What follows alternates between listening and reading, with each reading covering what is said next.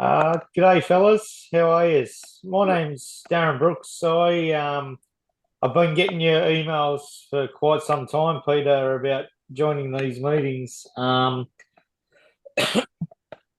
currently work for Endeavour Energy, the electrical distributor in Sydney, or Western Sydney, Yep. and I done all my level five and track and whatnot, and I'm just trying to get a bit of a.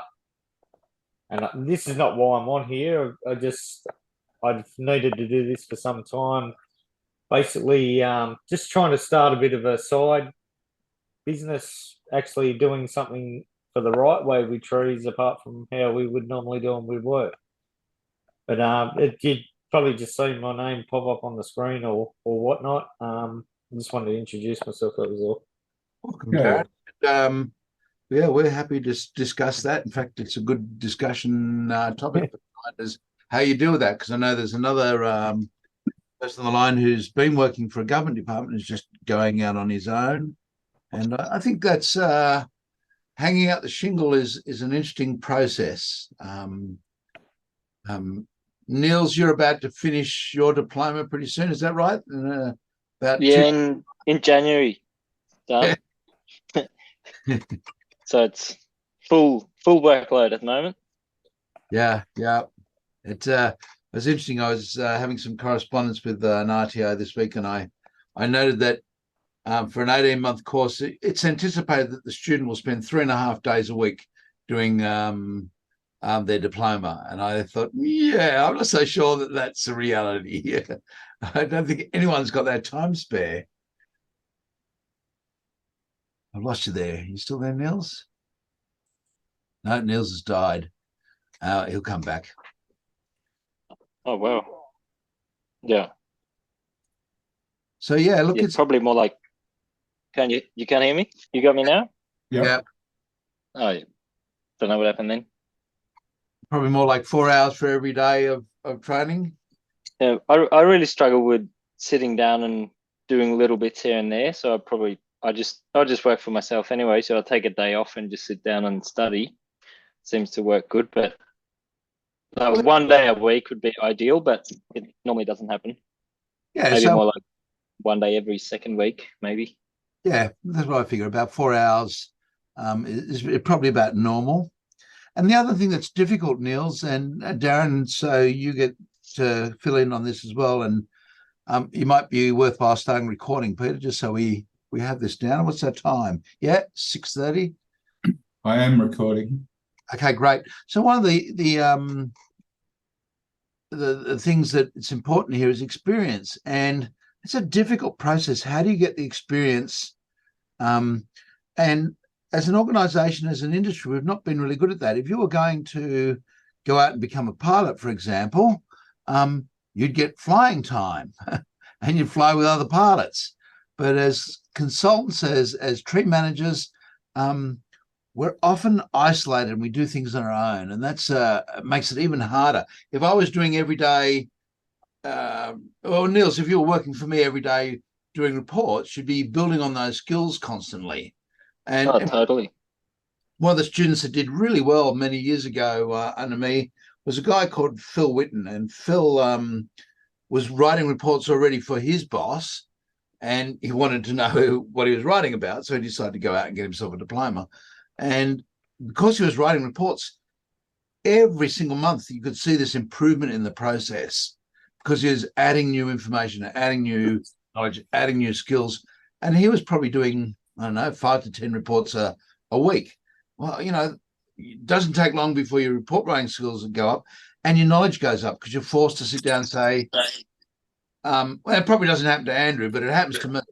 Where at the end of looking at a site, I think, I've got no idea. I've got to go spend some time now research. I've got to talk to somebody else. I just fell out of my depth. Does that ever happen to you, Andrew? Yeah, it does. How come you always pick on me? Because I know you're going to be honest with me. And so I'm being honest with you back the other way. It happens to me less often now than it used to do. But it still happens where, I look at something and I think, oh, crap. And that would be at least a monthly experience. In the earlier days, that was every second client. Yeah. And that's the advantage of being in a situation where you are working with somebody, where you have a mentor, where you have somebody overseeing. And in part, that's what this is in part providing, is that opportunity to have the joint input of more than just one brain set.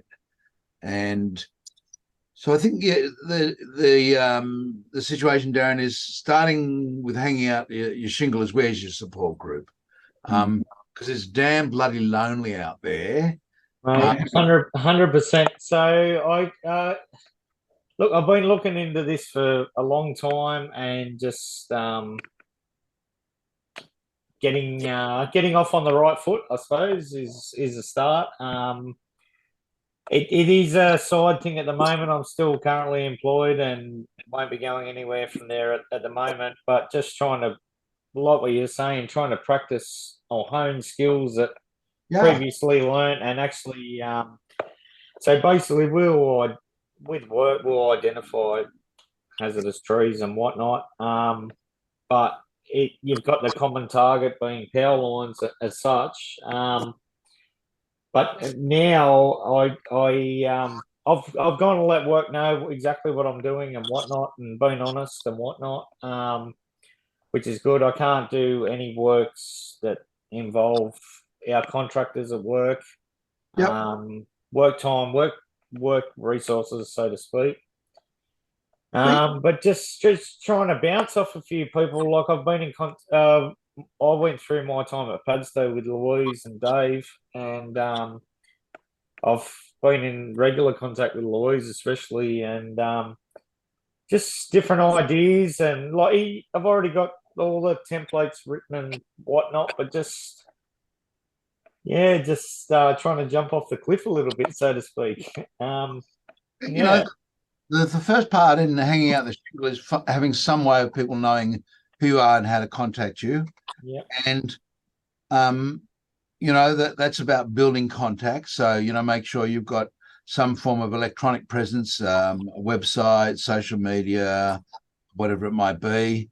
Look at in terms of networking, are there people that you can network with, and getting out there and just doing it. I'm not a great person at building a business.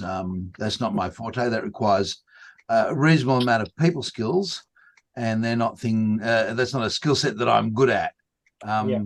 I'm good at the tree side, but I have a young lass here in the office that does a fantastic job of business building, and she really has her head around that. It's a little difficult when you first start if you are out on your own, and then one of the difficulties is you become the email responder, the phone answerer, the accountant, the bookkeeper. All of a sudden you're doing every job. And one of the things that's really frustrating to most consultants, and very few get past it, is this process of all those things eating into the time that you're wanting to do to get paid. So, you plan to do an 8-hour day, and at the end of the day, by the time you've answered the phone, dealt with a few emails and everything else, you're looking at a 4-hour day that you can work, or you're working a 12-hour day to get your 8 hours done. I think that's a common problem that we all face. I don't think that's just me. I'd be interested to hear what others say. I think 20 hours a week of billable hours is pretty good going. I'm generally happy with that.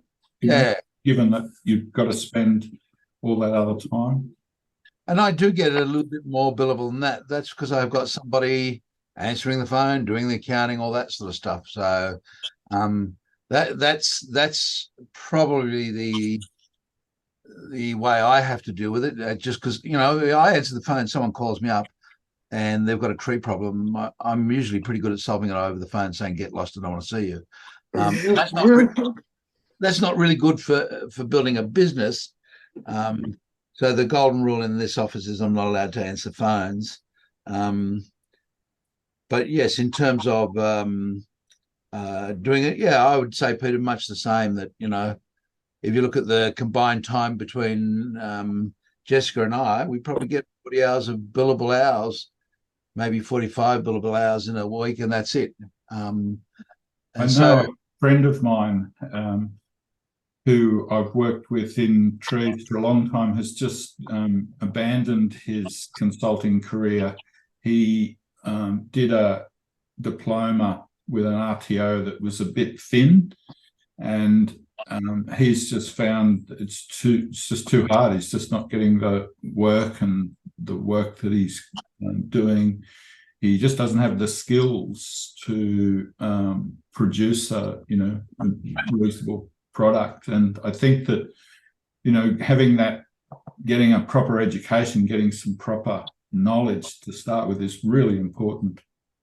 Look, it's a difficult one, and I commented on that again to an RTO who wrote to me and asked for some feedback on some comments I made about retaining, sourcing or recruiting and retaining good trainers. And in Emboroculture, the problem is, and I don't know what the rates are out there, but my lowest rate's over $200 an hour. My upper end rate's just under $800 an hour, depending on the sort of work I'm doing. Why do I want to go teach for 120 an hour or 90 an hour or 80 an hour? And the answer is you don't. So how do you change that? How do you get that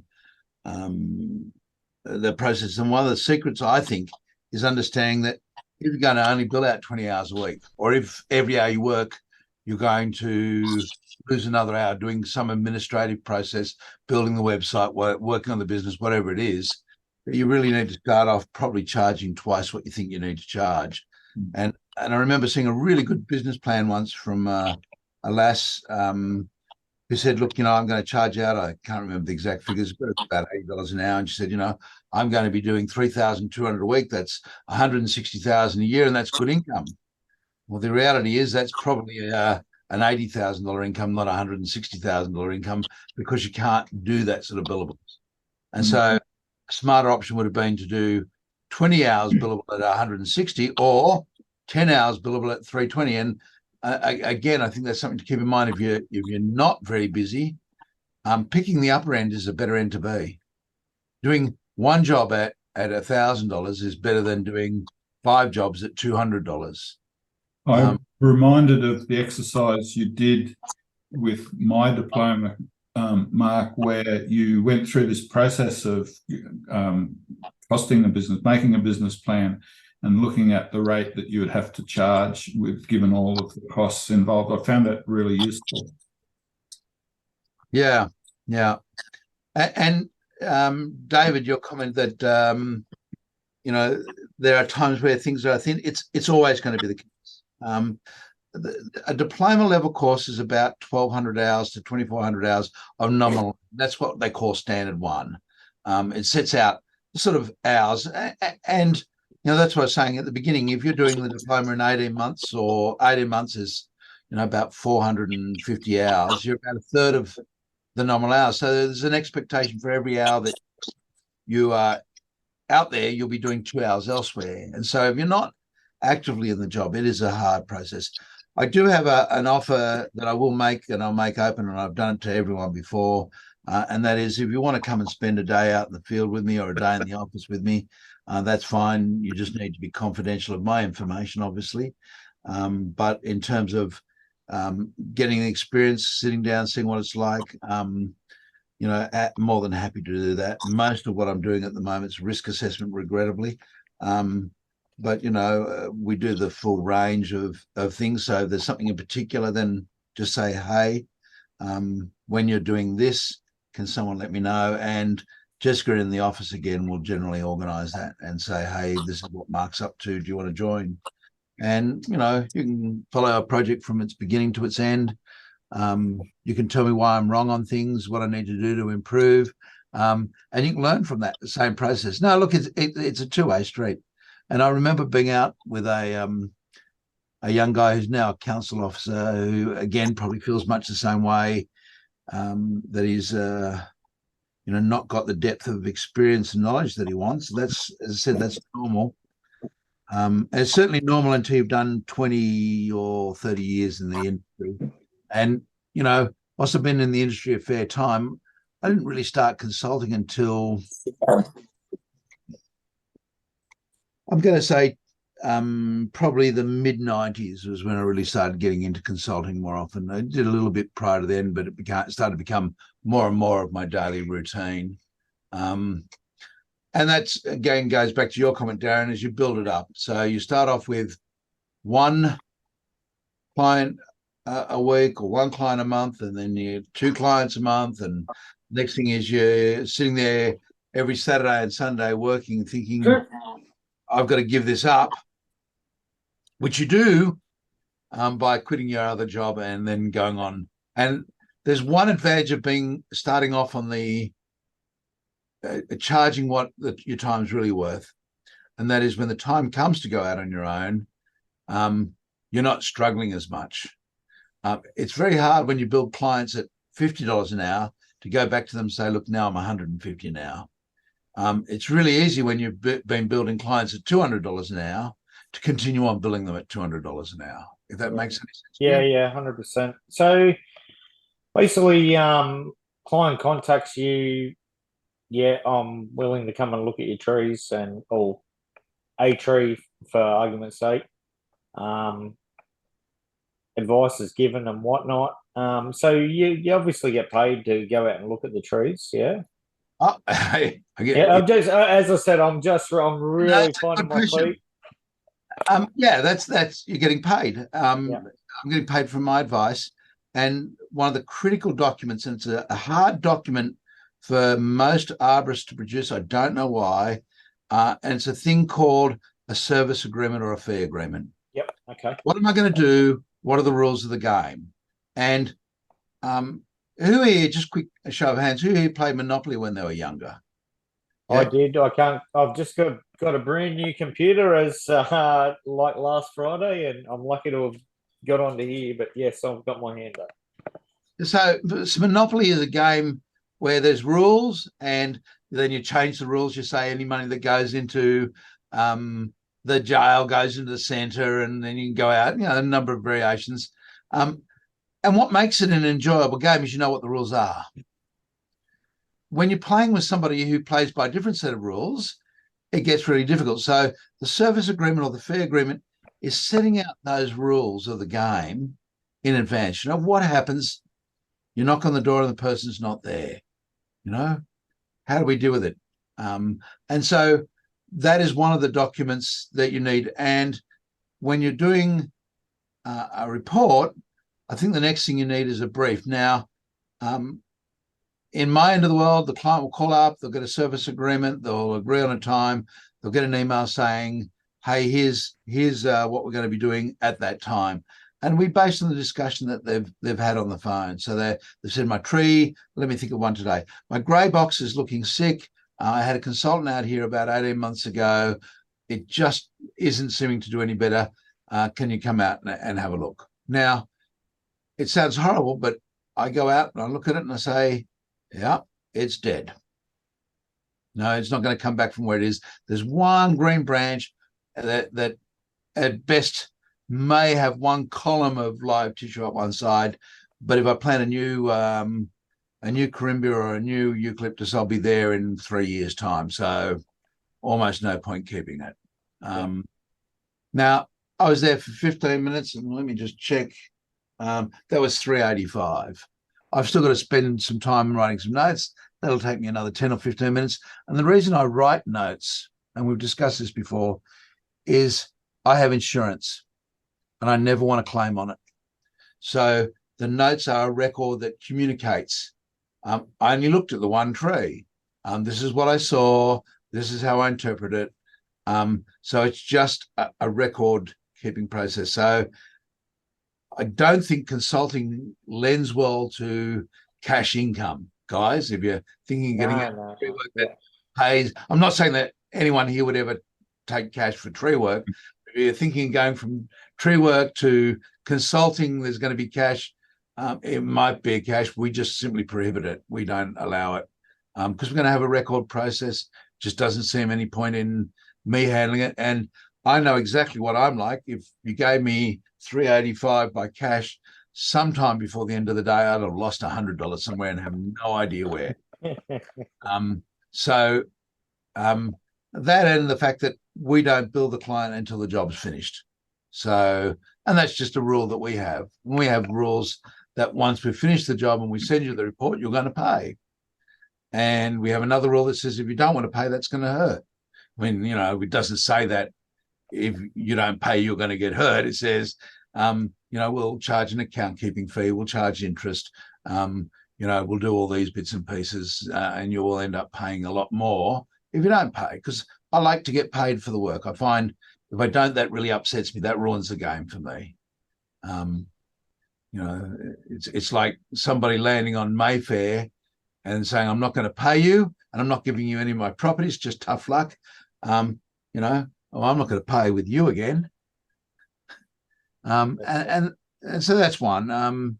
You know, I think the same is true, by the way, for any business. I think a service agreement is pretty well critical for whatever. Sometimes that's implicit, like going to McDonald's. I expect it to be fresh. I expect it to be clean and hygienic. I expect it to be quick. You know, I don't expect it to be great quality in terms of, you know, Fat Duck or, you know, a restaurant like that, but I do expect certain things to be met. And sometimes if you don't spell things out, then what people think are explicit may not necessarily be something that you have. And a good example of that would be, we can get busy in my office. So unless you're in one of those elevated pay structures for getting the report earlier, it could be 4 to 6 weeks before we get your report out to you. If there's critical stuff, we'll let you know that early. But if it's just, you know, general notes, then there'll be a little longer. If it's something you need to do fairly quickly, we'll let you know sooner. And so that's how we prioritize the work. So, you know, you need an arborist report for a development site and you haven't allowed 6 weeks, you might need to have that expedited. And so you might need to go up to a different category of fees. So I think that's an important one. And whilst I'd love to pull up my service agreement and share it with anyone, I'd get drawn and quartered by Jessica to start off with. And the second thing is, it's got to be your rules, not mine. And that's, you get those by, first of all, anytime you get a frustration in work, and the one about if we arrive and you're not there, we'll do our best to look at the tree and you're going to get billed for the time regardless, is based on a real experience. I got to the site, they weren't there, they didn't want to pay, I wanted to get paid. And because the terms weren't clear, it became a problem. So, you know, there'll be whatever is important from your side. You know, if you say to them, look, you know, when I get to the site, I don't want to be treated like a second-rate tradesman and taken up the side of the property. We're going to go down, sit down and have a cup of coffee for 15 minutes before we start talking about your tree, then that's your rules. And there actually is a guy like that in the US that does exactly that. Says, no, you want someone to walk up the side of the property, you want to treat a second-rate person, I'm not it. We're going to sit down and talk about trees generally before I even look at your trees. And so that's their thing. There's a interior designer in Texas that says, if I can't land my Bell 206 helicopter on your property, I can't be bothered to come and see you. That's my rules. So, you know, Matt, if you end up with a Bell 206 helicopter and that's your rules, that's your rules. They are whatever you want them to be. So, yeah, you've got to figure that out. Yeah, no, I appreciate that. Thank you. And that's done by getting out there and making mistakes. Yeah. I wish it wasn't. And also it's done by listening to other people and having them say, oh, this happened or that happened. I would say of arborists that I know, less than 1% would have a service agreement. That's scary. I've mediated a few matters where there's been disputes between an insurance company and tree work being done, for example. And again, one of those amazing things, there's no hourly rate in print anywhere. The tree company just comes out and arbitrarily makes decisions. We made it a policy very early on as a tree business that we would have our hourly structures in print and available for you. So that, if you wanted to call us up on a Sunday and have us come out and do an emergency call out, it was going to be a 4-hour minimum and it was going to be at treble time. And, it's all sorted. If we get a crane in and we're paying for the crane, we want 50% for handling it. We're taking all the risk. If you don't like that, go elsewhere.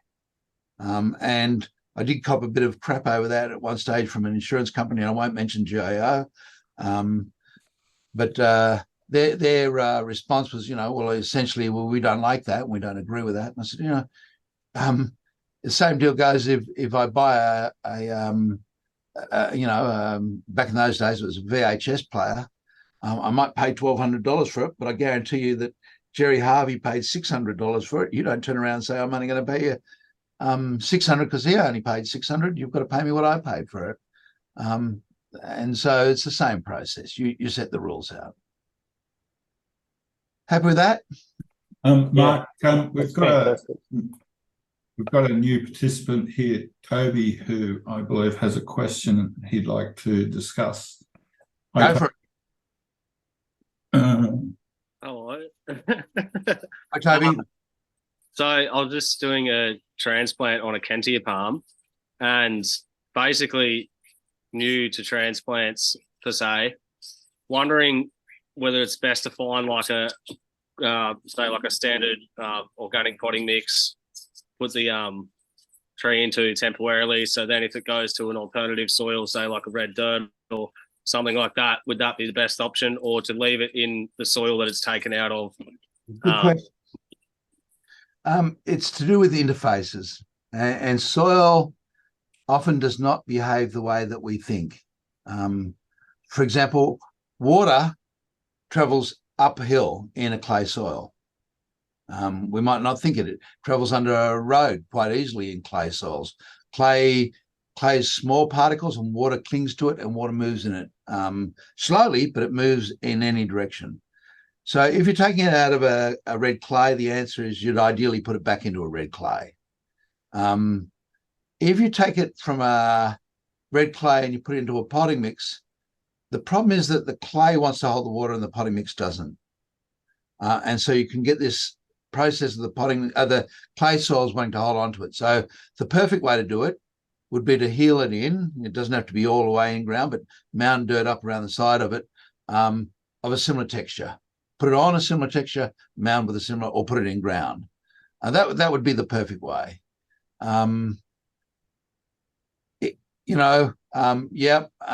Next option, mix a little bit of that clay in with something like a loam and then put it on the ground. If you've got it on the ground, then soil will wick moisture away. If you've got it above ground, if you've got it sitting on gravel, for example, you think it would work the other way, but gravel will not allow water to drain out of a pot of soil. You fill soil into a pot, you put it on gravel, the soil is smaller in particle size, the water clings to it. It doesn't want to go to the gravel. Okay. The best thing, and this is a big problem. I know I've mentioned it in one of the talks before. When we went from terracotta pots of clay, and terracotta pots wick the water away, so we could use soils. Then we got plastic pots, and we really needed to invent potting mixes to deal with, our newfangled pots, because they were just creating all sorts of problems. You can't use soil in a pot that doesn't wick away moisture. And so potting mixes are designed not to hold a lot of water. And that's a whole nother set of deals as well. So clay soils into sand, pretty hard. Sandy soils in clay, the problem is the clay pot wants to fill up. The hole that you dig wants to fill up. So the ideal is clay into clay, sand into sand. Potting mixes are heinous things, and it's really hard to deal with it. I've talked about it before, and I know some of you may have gone and found it. The British Winter Garden, 1852. It's available online. It's by William Barron, and chapter 4 is the evils of pot growing culture. I mean, you know, growing things in pots, just notorious for causing problems. It's a really hard process. In Australia, we're really unfortunate that most of our stuff is grown in pots and not in ground. And a part of that is the cost of real estate in Australia is so disproportionate to many other countries. In America, you can find land at a tenth of the price of most places in Sydney and grow in ground, and they do. Some of them grow in boxes, and if you've ever seen the problem with plastic pots, boxes are the same, except now we're at square angles around it, so you get square girdling, not round girdling. It's just as bad. Now, a couple of hints on the transplanting method, just for you, Toby, as well. The general formula for transplanting of palms is 30 centimeters outside the trunk diameter all the way around. So if you're talking about a Kentia that's maybe 150 across, we're talking a 750 millimeter diameter root plate is the ideal that we're looking for. Yeah. And prune fruit and most of the prongs off and just leave a growth stem for that, or about half the fronds off is a typical sort of thing at that. Yeah. Depending on the palm again, there's some that just really do not like being moved, and we don't have too many things like sable. They're not that common. Things like Kentia are very tolerant. Phoenix very tolerant. Conta Phoenix, Bangalows are somewhat tolerant. Alexanders are really sensitive. Liverstoners are fairly tolerant. Washington is extremely tolerant. I'm just amazed at what they'll take. Every Washingtonian we've got on the property, we've moved back and never watered. I think that's about as cruel as you can get. Trachycarpus are reasonably tolerant, but here's the problem that most people experience when they're transplanting, particularly small ones, things like Phoenix robellini. It's got a 100 mil diameter trunk. It wants a 700 millimeter root plate. And I see them all the time being pulled out at 300 mils. Now they'll tolerate it, but that's just so much harder than a 700 mil root plate. They've got a less than 20% of the soil volume. And depth, we want to be 300 mils below the root initiation zone. And the root initiation zone on a palm is hemispherical. Let me pull up an image. I've got share screen.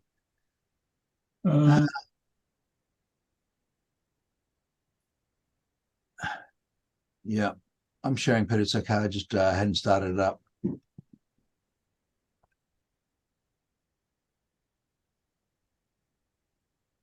So the root initiation zone goes all the way up the trunk. I know that last tips we looked at this. Some of these people weren't there, so there we are.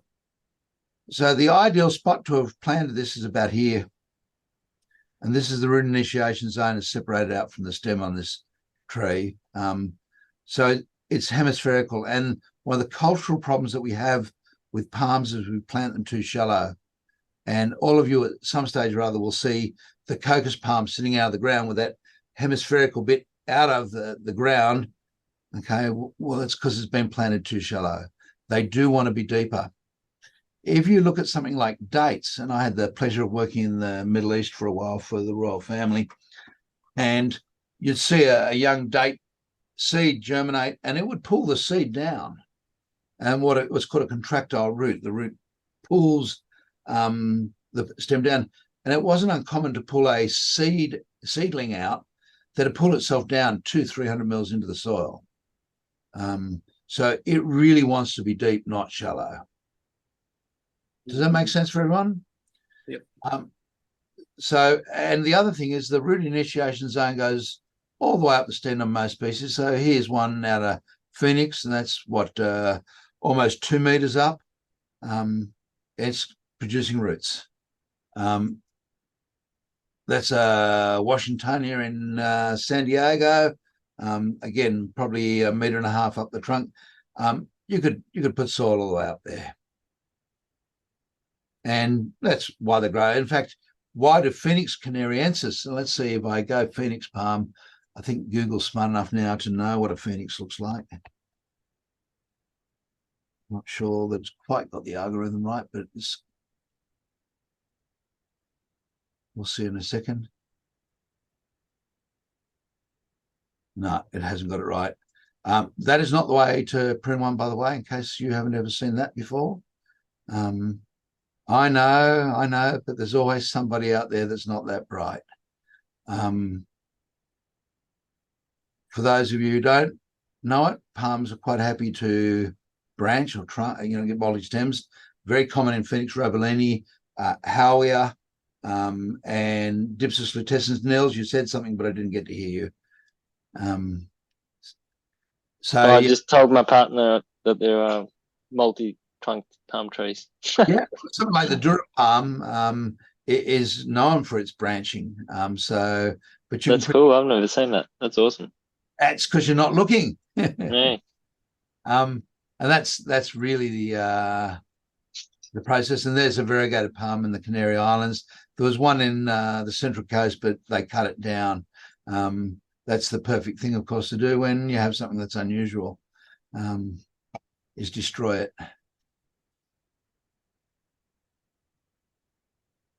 Oh yeah, that's horrible transplanting, and that's the Phoenix without any care. So, what's it like today? You wouldn't know it's been moved. So they're incredibly tolerant organisms. So on Phoenixes, you'll often see at the base a swelling, and they often occur where lots of organic material has been dropping. And Phoenix palms, Canariensis in particular, is a really unusual palm in that once it's established, it'll take, having the root system underwater 3 months of the year, quite happily. And it develops pneumatophores. It develops roots that allow moisture to come down. So it produces these suicide roots that grow upwards, like we see in the Australian standard. That's not the way that almost any root system works, except on things like mangroves and things like that. It's not normal to have roots grow up. So that's not the norm versus what we see. So, okay. Any other questions on that? As Toby, wasn't it? Yeah, no, that was good. I sort of had a rough idea with what I was going with it. I just sort of thought you guys would clear up a few more things. It was interesting to hear about the clay soils and. Yeah, if you're putting it into a bag that a spring ring's a great alternative on soil or on timber, and on a spring ring. The other thing to look at is a bitum, which is a porous bag that sweats more than something like a plastic bag. The grow bags, but even grow bags are fine for storage. I've got, I think at the moment, 5 or 6 palms in storage on I use a contract nursery to look after them for me. It's easier for me than me trying to look after them. And they just put them into bags and grow them on for me. So I said they're fairly tolerant palm to deal with. Yeah, awesome. Well, thanks for that. Green side up, brown side down is the general good starter. But if you're doing something like an Alexander palm, and I know some of you may well venture into doing something like that, and I encourage it, or a Bangalow, they're more moody. If you're doing sable, and sable are wonderful palms, sadly underused. Another one that's similar is Bismarckia. Bismarckia really like to set back incredibly hard, and they're ones that you would look at removing all the fronds. And in fact, on sable, you remove all the fronds and all the roots. You don't have to remove the roots. They do that because if you're going to strip the thing down, it's going to have to rebuild the whole system anyhow. It's either that or you take very big root plates. So that's my solution to that problem: is bigger root plates and more fronds. You can get away with it. But the problem with bigger root plates comes weight. And the one enemy of every person that moves anything in terms of trees is weight. Once you get over much more than about 150, 200 kilos, you're going to start having some form of hydraulics or some form of pneumatics involved, or multiple people. Once you get much past about 300 kilos, you're really stuck to equipment. And pretty well nothing's impossible. I've seen some amazing things done in my life, not just by me, but by other people who've, you know, rigged up elaborate rigging systems to move trays. It's a process. Now, how do you deal with that in terms of specifying? Again, if you're going to look at transplanting, Toby, I'll tell you to set up a service agreement for your transplanting. We have one of those as well. So when we're moving, we want to set down the rules. You know, you think you're going to go around and pull out a palm, and you get there and you find that it's a Bocania instead of it being a 2 meter high Kentia palm, which, you know, 4 guys can manhandle. It's a 2 meter diameter Bocania or Nolina, depending on where you are in terms of the genus. Bocania's ponytail palm. That thing weighs half a ton, you know, and Yeah, so looking at about a 4 meter Kentia. yeah, I mean, there's a fair bit of weight in that. It's not something that you're going to physically manhandle. You can, but I'll tell you, you've got to be thinking seriously about your long-term sanity and your long-term health of your body.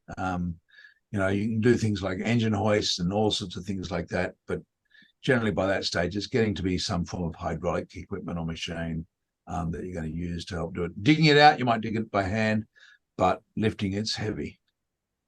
Trust me. And you can work it out. In fact, there is a shared, I need to unshare. New share. I need to share my screen. Yep. Transplant. No, it won't. It'll have to do it this way. Excel.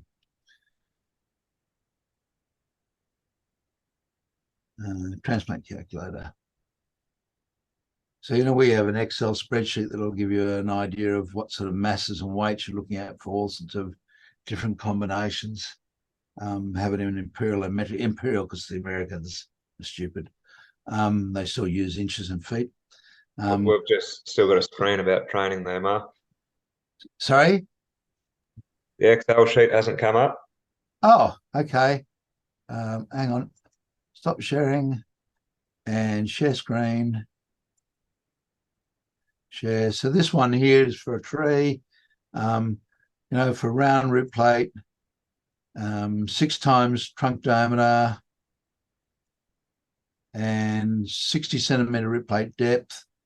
You know, we've got something that's going to have a total mass of, for a 50 mil, let's go down to 100 mils, and you'll be less than that.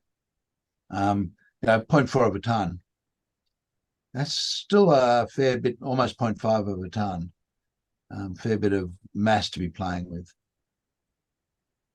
Now, it's a bigger root plate than you're going to be taking, but it's still, you know, even if you halve that, you still got a fair bit of weight.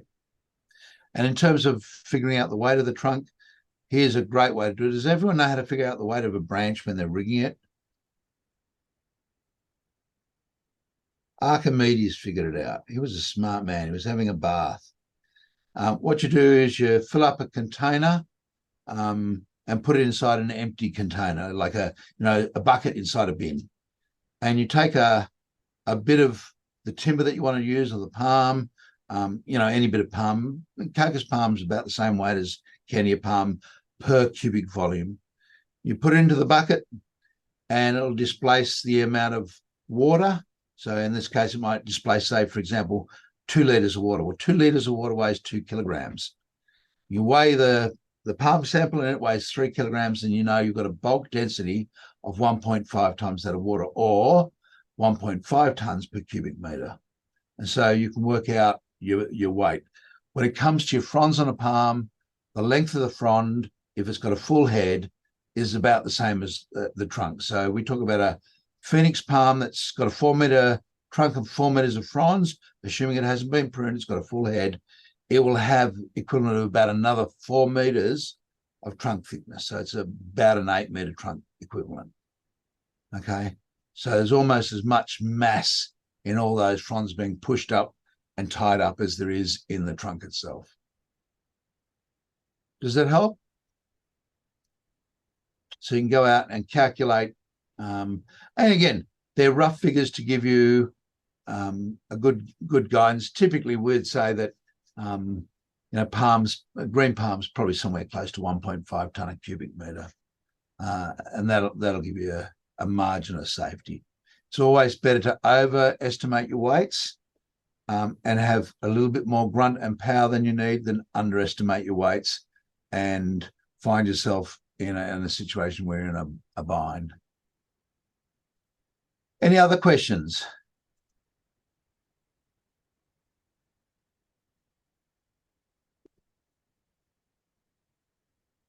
Right. So let's just ask the question in terms of report writing, and you can see it there, it's in the unit. We said we'd start doing some of this. Statutory reporting requirements. And by that we mean what things might control what we need to do or what we need to say or how we need to write things. Anyone got any ideas? All the policies and procedures of the local government that you're working within? Yeah, so local governments may have things. So, for example, Inner West has their own true retention value system that you need to follow. So if you're doing a development site, you'd be looking at their true retention valuation system to work out the retention value for that particular site. And again, a lot of those things are guidelines. They are not necessarily etched in stone. So there'll be times when you're going to look at things and say, well, that doesn't make sense. Or, there are good reasons to deviate from that. And that's a part of what you need to communicate in the actual body of your report. That's where you'll say, whilst this is what's wanted, there's reasons for X, Y, Z to be considered. Arboriculture is not a precise science. I wish I could say it is, but we're dealing with living things.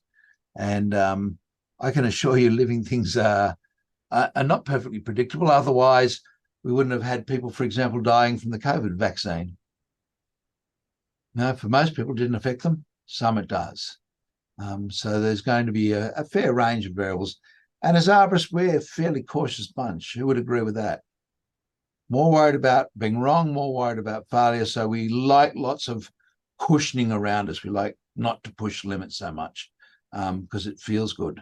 It feels good to know that I'm not, the person walking the limits of things. I guess I'm a little different in the sense that I've had a lot more time, so I've seen lots more exceptions. So I feel a bit more comfortable in pushing limits on some things. Other things I have very little tolerance of. So again, that's a bad experience. I did see someone on earlier that was from Dailies. Who was that? Not there now. Yeah, I mean, my knowledge of fruit tree pruning, for example, is pretty appalling. Why? Because I've not done a lot of it. So I'm nowhere near as good at that component of it as I would be at, I think, design-wise. Yeah, you can see I've got no design sense. It's appalling. I went and got one of the coloured shirts out of my wardrobe, and they're all the same colour. So again, we all have our strengths and weaknesses, I guess I'm saying. And if it's not a strength, then you manage your weaknesses. And then there's a whole psychology in that, by the way. If you are interested, the Gallup organization produces a thing called the Clifton Strength Finder. And if you haven't ever done it, it really is a fascinating thing. The book's great. It talks about the easiest things that we should be working with as our strengths. The things that we shouldn't be trying to spend a whole pile of effort on are our weaknesses. Now, that seems counterintuitive, but for example, I can't spell for the life of me. I dread to think how atrocious my spelling is. So I have everything spell checked. Peter is a lot better speller. So he doesn't manage that as to the same extent. So I'm constantly managing my weaknesses, but I'm not putting effort into it. I'm not going to try and learn how to spell 20 new words a week to learn how to spell better. I'm happy to do 2 a year. You know, I did family about 8 or 9 years ago. Family's only got one L. Fancy that. Who would do that to the word? You know, if you ask me, family's got a whole pile of hell in it.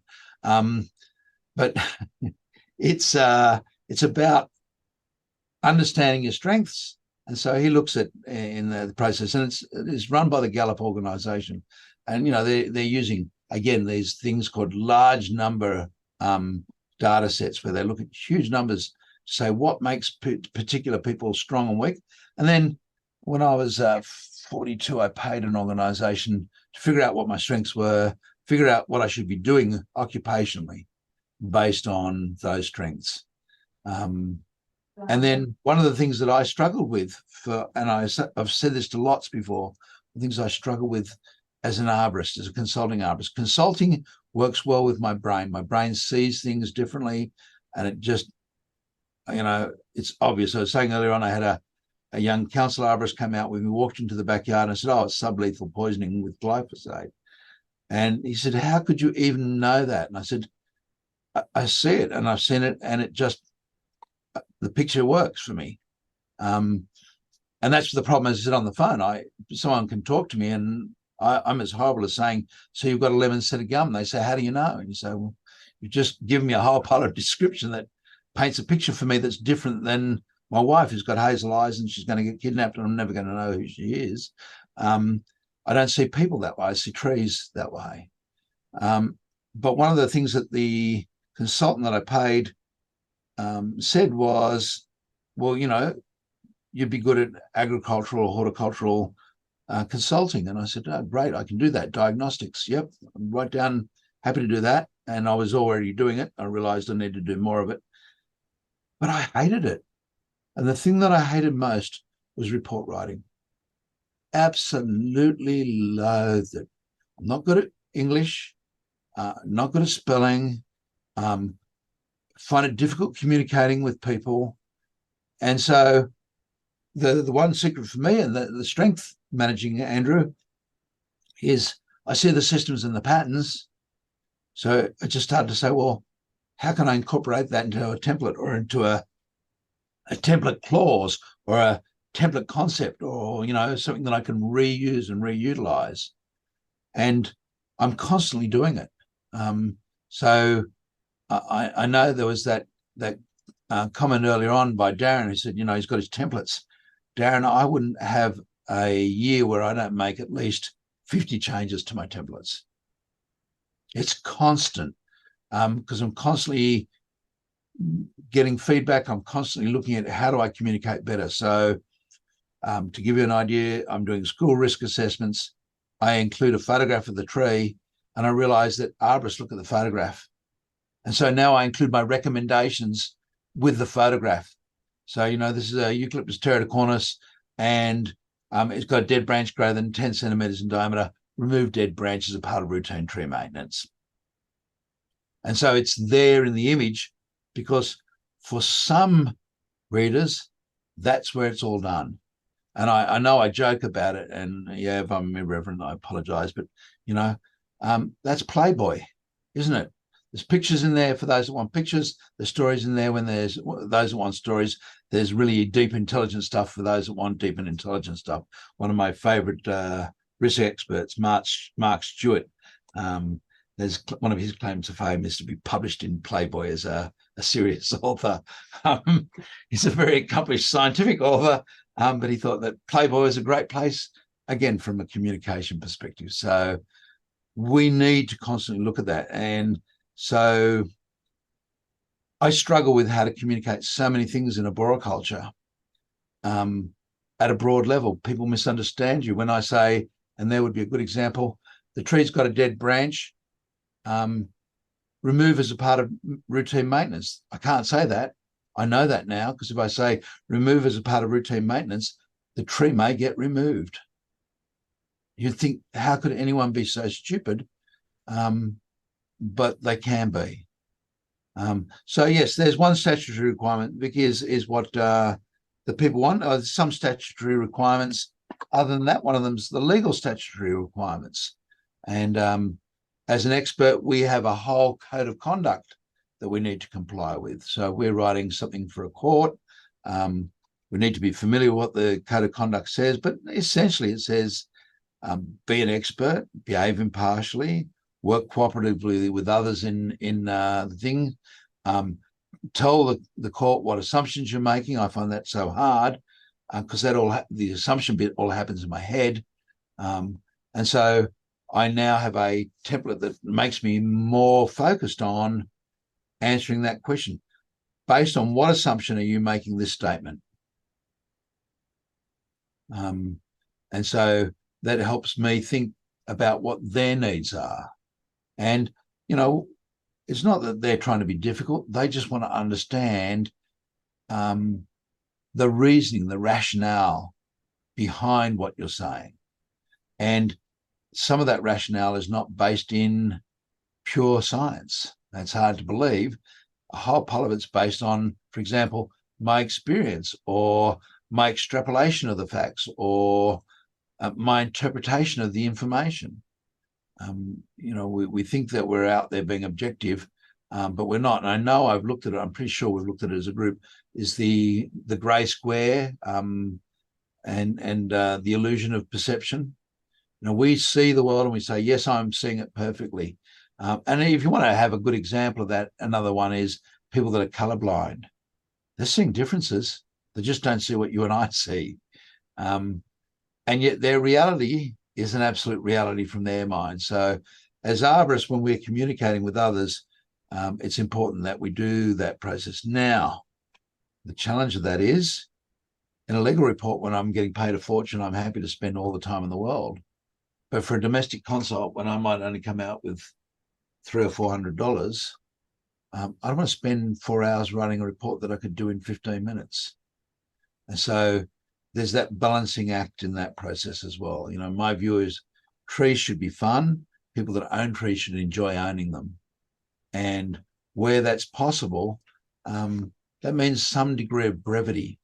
And I remember a young lass, and I'm happy to name her, Danielle Austin, wonderful young lass. I did a assignment once and I took 10 marks off of her having 3 pages of information in the report that wasn't relevant to the brief. It's great stuff.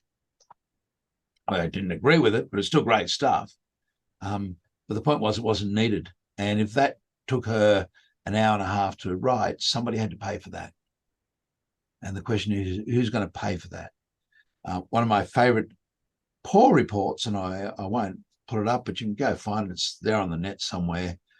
Is a report about a Eucalyptus scoparia with 2 Phalaenus fruiting bodies either side in a bitumen road opening in Leichhardt in the city of Sydney, in a high traffic area, and the tree is in a state of decline. Phalaenus is acting as a weak pathogen in that situation, killing the tree, which it does. And the author, I think, spent a total of 59 pages writing a report that essentially said, remove the tree. I am convinced that I could have padded that out to 2 pages. I just think the guy's a genius to have got to as many pages as they did, including a bibliography that was almost 2 pages long. And I know that, yeah, first of all, I don't know that a bibliography is appropriate. I do have a digital library that has a digital catalog that goes with it. And I think we're up to about 4,500 books. I could print that out in the back of my reports. I think that would be really impressive, you know. But what the reader wants to know is, what books did you refer to? And the one that came glaringly out on that particular one was Brooker and Kleining's volumes 1, 2, and 3. Now, Scoparia is an Eastern States tree, so I know it was in volume 1. Volume 2 and 3, if you had to have a bibliography, you just needed Brooker and Kleining, volume 1. He didn't refer to the others. And then as I looked at it, I realized that probably only 3 of the texts that he had listed down in the 2 pages were relevant to the discussion. You know, the rest were not really a part of it. So your references need to be there, and they need to be a reasonable number of them, but they've got to be relevant. Don't put in a reference that is just there. You know, it's easy, you know. Matheny and Clark, Harris, Matheny and Clark, you know, Boriculture volume 4th edition. You know, great. What did you refer to? If you want to practice to deal with that, the answer is what page number? That's a really good question to answer. If you can add a page number, it makes it easier for all other parties that are dealing with it. And as a little trick, the other day I had to study for my track exam. Horrible, but yeah, I still have to do those things as well. And I pulled out the Tree Risk Assessment Manual. I had to go through that and find out where things were right and wrong, and then remember the things that I had to get wrong to get them right, if that makes any sense. And there are things, unfortunately, still there that fit into that category. But in the process, I noted some things and I thought, oh, that's a really, you know, a neat little stage. So I started putting cues beside them, and I've asked one of the team to go through. So here's, for example, and I've often said this, whether most tree failures occurring during periods of adverse weather, wind or ice storms, blizzards or heavy rains coupled with strong winds. Now I could lean that out. I don't need to talk about blizzards. I don't need to talk about ice storms. But I could say, you know, most tree failures occur during periods of adverse weather, wind, or heavy rains coupled with strong winds. That's, and now I've got a reference to support that. And so my plan is on this particular text is to go through, and everything that I marked up as suitable for a quote that I might use in a regular report to be pulled out and compiled up with my quote list. So there'll be in my general quotes section a full, you know, probably page and a half of quotes out of that particular text that are useful in communicating not just what I say, but what somebody else says. Now, I know why I say it, and I know why they've said it, but it's nice to say, I am saying this because they've said it. Does it make sense? So that might be a useful trick for those of you who are reading things, is just to start highlighting. Peter, it's a purple pen, I'm sorry. The old purple marking pens, you know, if I pull out a purple pen and mark it Q, it means it's a quote that I want to have put in my thing and then used. And somewhere or other, you should be starting to store them. Same when you're reading someone else's report. If you're reading someone else's report and there's a great quote, go find the source, make sure you've read it or read the relevant section of it, and then you've got a great quote to add to your list. I still steal quotes. You know, there's no law against it. You can't be fined for it. You can't be prosecuted for it. It is a great way to build up authenticity and authority to your reports. So again, Darren, it's one of those processes. If you want something good to do, go out, get 10 arborist reports, figure out what you like about them, what you don't like about them. And remember that report writing is personal. So do not try and write like somebody else, write like you, but find out what you like, find out what your clients like, and then hone from there. I think that's probably fairly sound advice, Peter. Yep. We don't write the same. Peter and I write differently. Doesn't mean that either is ineffective. It just simply means that your style will depend on who you are. Someone once said that I tend to write in an educational style, and that's probably true. I like, you know, imparting information. So mine might be a little bit more information rich compared with somebody who's, you know, fairly new in the game. Darren's probably not going to have anywhere near the same number of informative things in the document, and that takes time to build up. Again, you know, it's I say to people, one of the greatest assets I have as an arborist is I'm old. It's one of those things I tell you now, the older you get, the better you'll get. If you just keep on honing just a little bit. And I know someone asked me in this group, I'm pretty sure it was in War, not that long ago, was, you know, how do you become a good arborist? And the answer is just spend a couple of hours a week reading something that other arborists aren't reading. Like one of the things that I talk about in a training program I'm running at the moment is the AS 4970. Do you know how many arborists haven't read AS 4970 from front to back and marked it up, made comments on it, put annotations on it? That's how you learn from a document like that. You can't just quickly glimpse through it. And I was in a committee meeting, and I can't mention the committee because I'm sworn to confidentiality on a review of a particular standard. And one of the arborists said, "Oh, this should be in the standard." And I remember saying to them very clearly this week, "It is already in that standard. We don't have to add it. It's already in the document." And I thought, you've had this standard. This is 2009. You've had this standard for 14 years, and you're still not familiar with what's in it.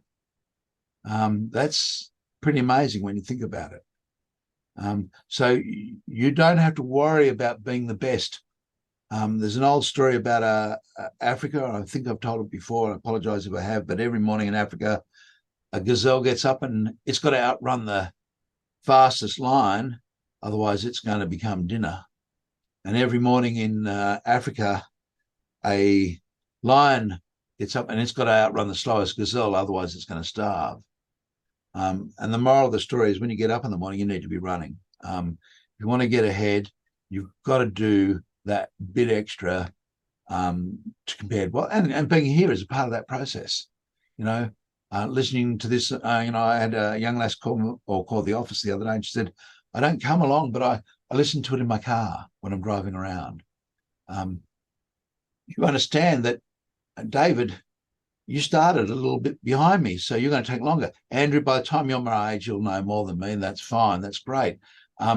But you want to know more than everyone else that's around your age. All you got to do is put a little bit more effort in. And let's be honest. You can tell me now. You can turn your mic on and give me how much time would you spend reading something to do with the science of arboriculture each week? Just roughly, would 15 minutes, an hour, 2 hours, 5 hours? What is it? Probably 15 minutes a week. 15 minutes, yeah. Yeah. Yeah, I'd be the same, bud. I'd be the same. 15 minutes, yeah.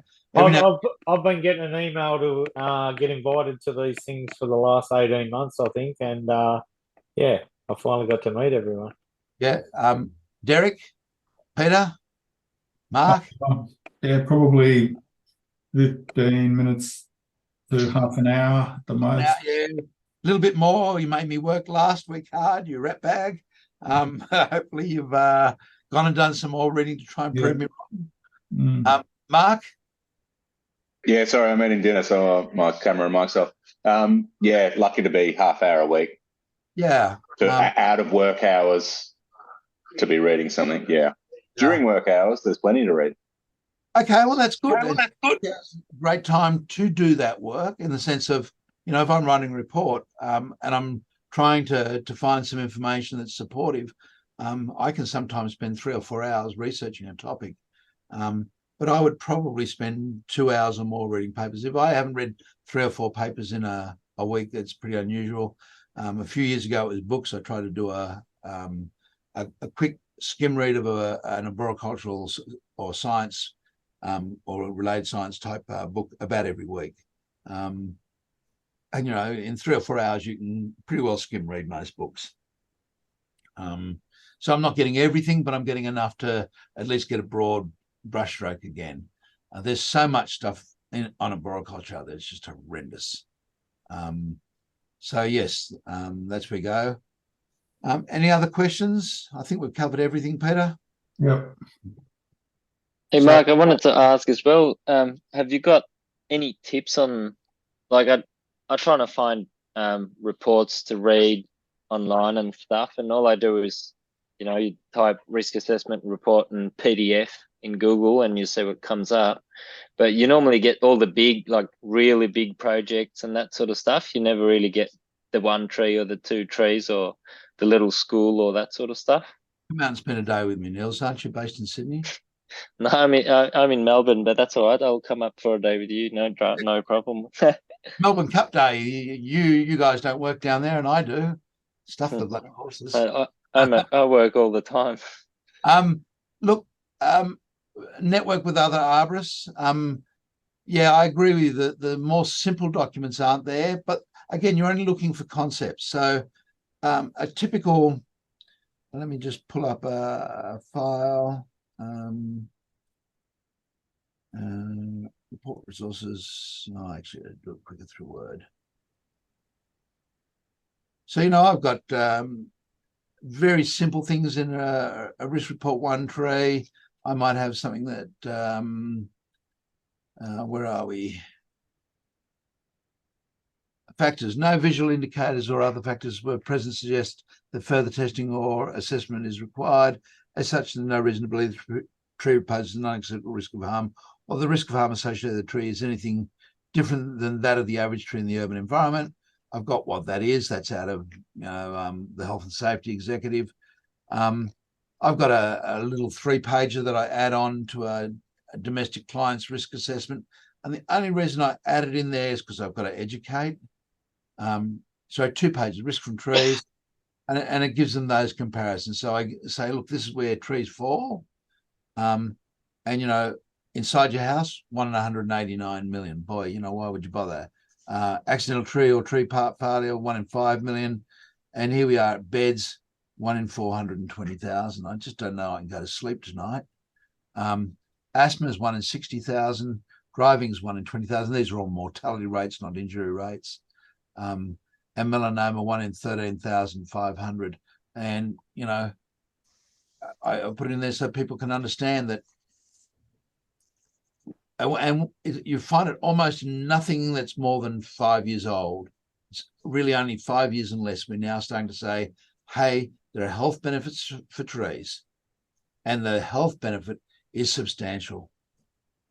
You know, whether global warming is going to be a big issue, whether we're all going to cook up in another, when is it, 2030? What are we talking about? 7 years away? I don't know.